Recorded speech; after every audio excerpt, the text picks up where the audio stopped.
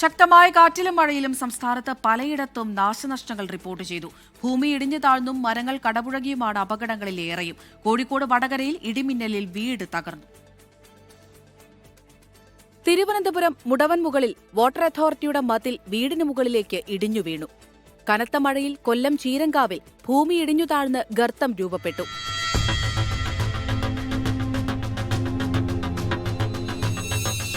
കോഴിക്കോട് വടകരയിൽ ഇടിമിന്നലേറ്റ് മണിയൂർ സ്വദേശി ഷൈജുവിന്റെ വീട് തകർന്നു.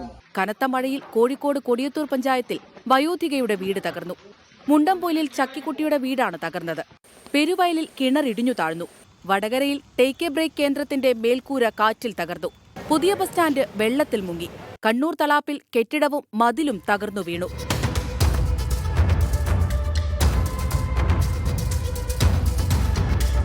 ഇടുക്കി കമ്പംമെട്ടിൽ ശക്തമായ കാറ്റിൽ മരം കടപുഴകി കാറുകളും സ്കൂട്ടറുകളും തകർന്നു. ദേശീയപാതയിൽ മണ്ണിടിച്ചിൽ ഭീഷണിയെ തുടർന്ന് മൂന്നാറിൽ വഴിയോര കടകൾ ഒഴിപ്പിക്കും. വഴിയരികിലെ പാർക്കിംഗും നിരോധിച്ചു. കൊച്ചിയിൽ പലയിടത്തും വെള്ളക്കെട്ടാണ്.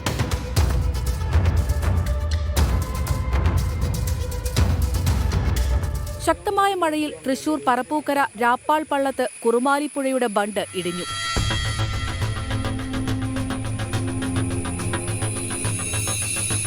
കാസർഗോഡ് കനത്ത മഴയിൽ പൊയ്നാച്ചി ബന്തെടുക്ക പാതയിൽ കുണ്ടംകുഴിയിൽ വിള്ളൽ രൂപപ്പെട്ടു.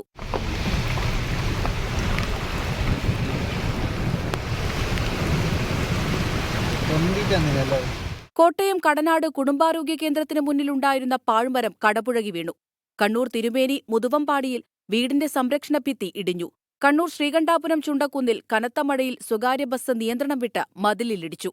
വിവിധ ബ്യൂറോകൾക്കൊപ്പം ന്യൂസ് ഡെസ്ക് 24. ലോകത്തെവിടെയായാലും ഏത് സമയത്തും 24 വാർത്തകളും ഓഗ്മെന്റഡ് റിയാലിറ്റി പാക്കേജുകളും എക്സ്പ്ലെയിനറുകളും വിശദമായി കാണാൻ ഞങ്ങളുടെ യൂട്യൂബ് ചാനൽ നിങ്ങൾക്ക് സബ്സ്ക്രൈബ് ചെയ്യാം.